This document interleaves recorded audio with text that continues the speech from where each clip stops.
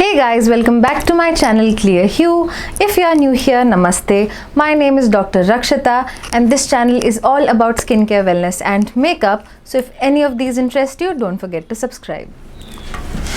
Okay guys, so in today's video we have a very interesting product with us, which is the Derma Co's mattifying 100% mineral sunscreen powder.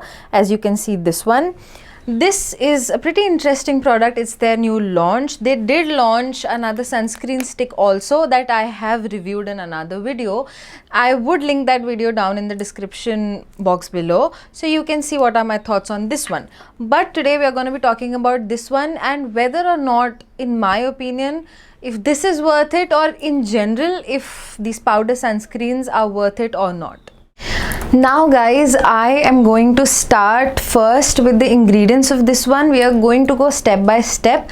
First we are going to talk about this one, the ingredients of this one, and then I'm going to talk about my opinion on sunscreen powders in general. And in that process I will include a video of me applying this on my face as well, so you can see how this one applies. Alright guys, let's talk about the ingredients list. Now this one is a completely mineral sunscreen, like it has all your physical or mineral sun filters, which are zinc and titanium dioxide. Both of these filters are really broad spectrum filters and would give you protection against UVA and UVB sun rays. Now this particular sunscreen is an SPF of 50 with PA of 4+. Now the SPF rating of a sunscreen is how much it's going to protect you against sun burning, and the PA rating is how much it's going to protect you against sun aging. An SPF of 30 to 50 is generally excellent for you. SPF of 30 above is required for Indian skin types, and a PA of 3+ is enough. This one's a PA of 4+, so that's great. Also, if you, I do have like an ulcer in my mouth, so it's a little difficult for me to talk. So if I do, fumble my words here and there, please don't mind. Alright, so talking about this one, let's get into the ingredients of this one. Now the very first ingredient is talc, which is a very controversial ingredient. Let me tell you, I do not give in to fear mongering. I'm a doctor, I go by the facts. Medical grade or cosmetic grade talc that is used in your cosmetic products generally does not contain asbestos, which would give you, which would give your lungs infection. We have asbestosis or silicosis. This has silica as well. So there is asbestosis and silicosis, which are two diseases that your lung has. Now the cosmetic grade products generally go under a radar and they do not contain asbestos, and even with silica in large amounts, if you inhale it, that's when you get silicosis. Generally your cosmetic products and the amount of silica they have do not affect you as much. So in my opinion, this one's comparatively safe and it won't really give you lung diseases. Very long exposures to larger amounts of these products is what gives your lung infections. Also, like I said, cosmetic grade talc generally does not contain asbestos, so it's not a problem. Now, it does have zinc and titanium dioxide, which are two mineral sun filters. Both of them broad spectrum, like I said, will give you protection against UVA rays, which cause sun aging, and UVB rays, which cause sun burning.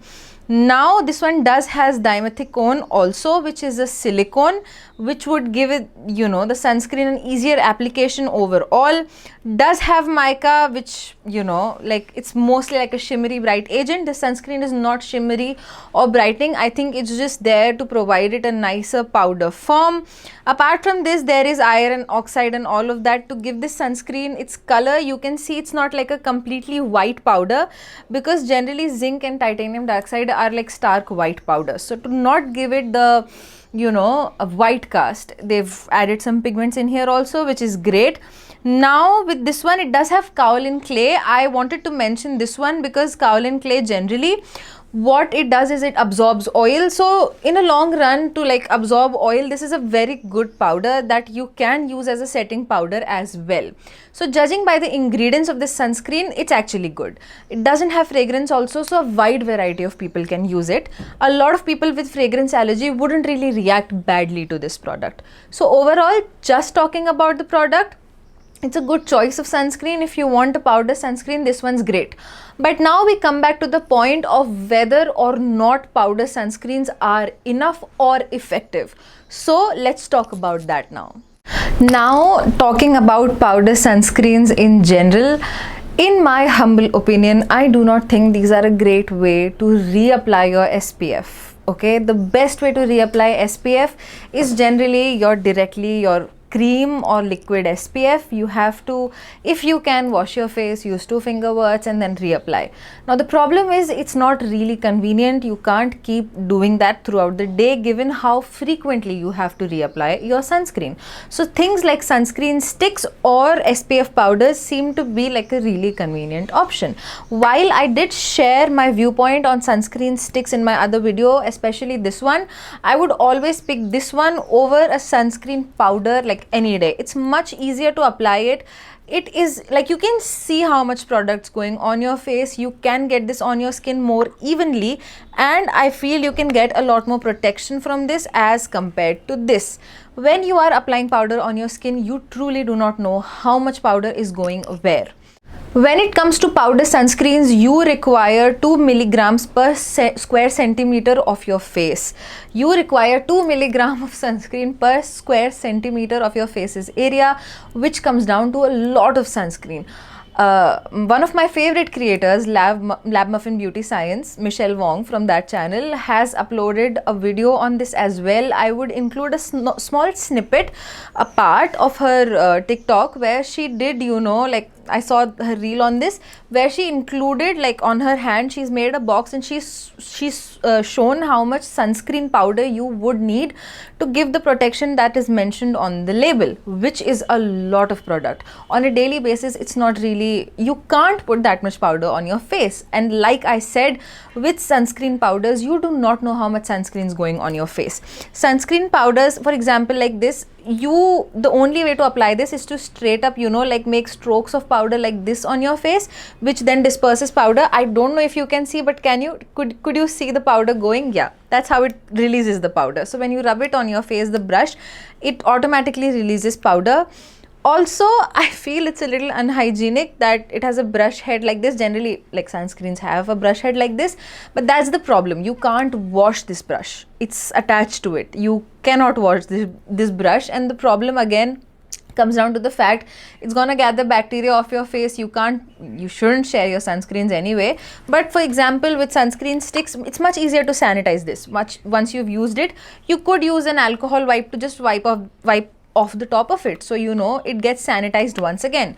But with something like this, how do you sanitize it? Like, at least for me, I do not know. And like I said, you cannot have enough sun protection with just sunscreen powders. So in general, I do not recommend using sunscreen powders as a method of putting SPF over your makeup, or as a reapplication method.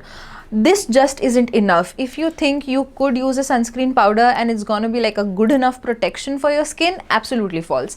This probably will not give you the amount of protection you require on reapplication. So I would much rather go for something like this than this. Again, sunscreen powders are something you can inhale as well. As much as I said that talc and silica are generally cosmetically regulated, I still don't think you should inhale them as much, and titanium dioxide itself shouldn't be inhaled in large amounts. So sunscreen powders are just something I do not think are as great as we think of them. Now, it's not like you don't inhale that much. When you're putting something on like this, you're not going to inhale that much. So it's not like a long-term risk as such. I am not gonna, like fear monger you into thinking that, oh, sunscreen powders are unsafe. It's just like precautionarily you shouldn't, because you are kind of inhaling it, aren't you? And again, my problem is that even if no matter how safe the formulation keeps getting, you cannot put this, like you cannot have enough protection with just a sunscreen powder. This particular powder, like by the way, this wasn't gifted to me, I purchased it. And the reason I purchased it is, one, to try it, and even though I knew this won't be like enough protection, I sometimes wear makeup, or if I have really oily skin, by the way. So even though when I apply this will be my reapplication method, or straight up cream, if I could, I would just use this to mattify my skin, and that's it. This is not like my primary reapplication method at all. It's just like a setting powder for me. Instead of normal setting powders like these, I now use this. It's just an added SPF benefit setting powder, and that's the most it can do. I do not, how much of sunscreen powder would you layer? Like, I inserted a picture like a while back and you saw how much sunscreen you really need to get the protection, and it's not practical. So instead of buying this, I would suggest you go in with this. Derma Co itself came out with an exceptionally beautiful sunscreen stick, which is this one. This is currently the best one in the Indian market, and I feel this just does the job for you. And I do have a discount code with the Derma Co. It is Rakshita20. You can use that discount code to get 20% off on this one or on this one if you really want it. Like I said, if you just want a setting powder to set your makeup or to just, you know, like mattify your sunscreen, this you can use it for that. If you want something for that purpose, this is a great buy. But for sole reapplication purpose, go for this beautiful sunscreen. I'm telling you, a great dupe of some of the high-end sunscreen sticks, and this just, it's beautiful. It just does the job. So buy this one, not that one, I would say. And yeah, that's my humble opinion on SPF powders. Now guys, with that, we have reached the end of today's video. If you like the video, don't forget to like the video. Tell me in the comment section what you do think about products like these or sunscreen powders, whether you like them or you don't like them. What other methods of free application do you think you have? And with that, I will see you in the next one. Till then, bye bye.